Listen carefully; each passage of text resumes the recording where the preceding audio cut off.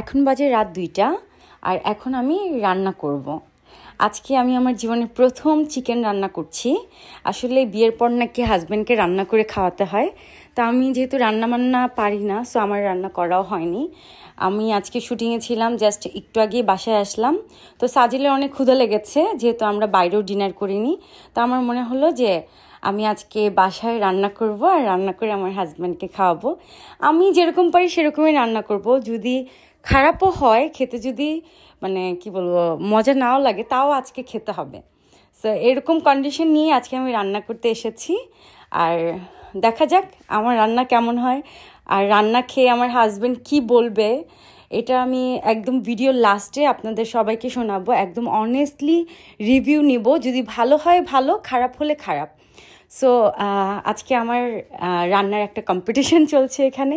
মানুষ করতে করতেই শিখে। সো আমার কাছে মনে হয়েছে যে আমি ট্রাই করি, আর আমি করতে করতে রান্না করতে করতে আমি শিখে যাব একটা সময়। এই জন্য আজকে আমার রান্না করা। চিকেনটা অলমোস্ট হয়ে গেছে। জানি না, আমি নাড়া দিতে গিয়ে একটা চিকেন নিচে পড়ে গিয়েছিল। আমি একটু লবণ চেক করে নিচ্ছিলাম যে দেখি কেমন হয়েছে। দেখলাম যে না, অনেক ঝাল হয়েছে। আমি একটু ঝালটা বেশি দিয়ে ফেলেছি, যদিও আমি একটু স্পাইসি পছন্দ করি। তারপর আমার রান্না করতে করতে আমার মনে হলো যে শুধু তো মুরগি রান্না করলে হবে না, সাথে আরও কিছু আমি আইটেম করি। তখন আমি একটু বালাচাও ভর্তা বানালাম, কারণ আমার বাসায় বালাচাও ছিল। আর আমি নর্মালি গরম ভাত দিয়ে বালাচাওটা খেতে আমার অনেক ভালো লাগে। সো এই জন্য আমি বালাচাওটা বানাচ্ছিলাম, কারণ এটা হচ্ছে ইজি রেসিপি, খুব তাড়াতাড়ি এটা বানানো যায়। আর সাথে আমি একটু ডিম ভাজি করার জন্য ডিম নিয়েছিলাম 3টা।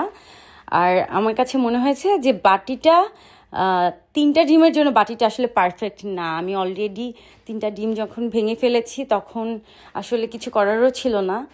আর আমার জন্য রুটি বানানো হচ্ছিল, কারণ আমি রাতে ভাত খাই না সাধারণত। তো আম্মু আমার জন্য একটু রুটি বানাচ্ছিল, আর আমি সাথে ডিম ভাজি করছিলাম। ডিমটা উল্টাতে গিয়ে দেখি এক পাশ পুড়ে গেছে। আসলে আমি বুঝতে পারিনি, একটু চুলার জালটা একটু বেশি ছিল। আমি উপর দিয়ে কাঁচা দেখে ভেবেছিলাম যে হয়তো বা পুড়বে না। পরে আরেকটা ডিম ভাজতে গেলাম, তো ওই ডিমটা উল্টাতে গিয়ে দেখি যে এইটাও পুড়ে গেছে।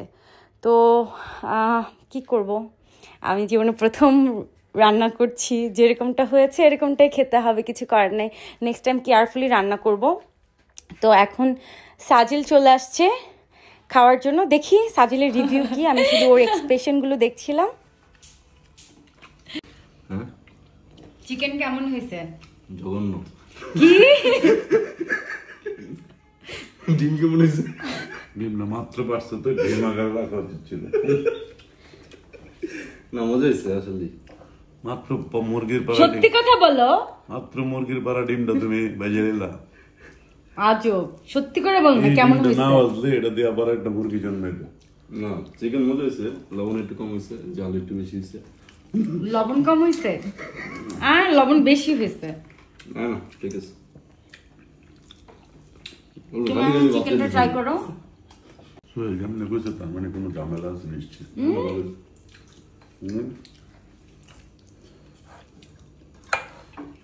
মুরগি তো মুরগি, ভালো আর খারাপ দেখি।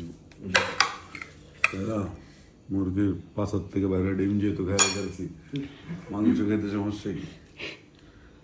কি অদ্ভুত কথাবার্তা বলতেছো তোমরা। হ্যাঁ বলো তাড়াতাড়ি কেমন হয়েছে। এখন যেহেতু কোনো অপশন নাই, এটাই খাইতে হবে। কিন্তু সত্যি কথাটা বললো।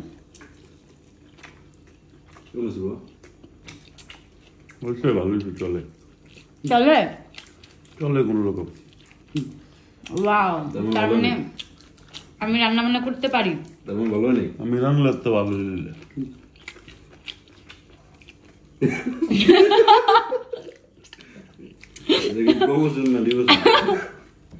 তাহলে তো আমার জন্য সুবিধা হলো, সাজিল রান্না করে খাওয়াইবো আমার সারা জীবন।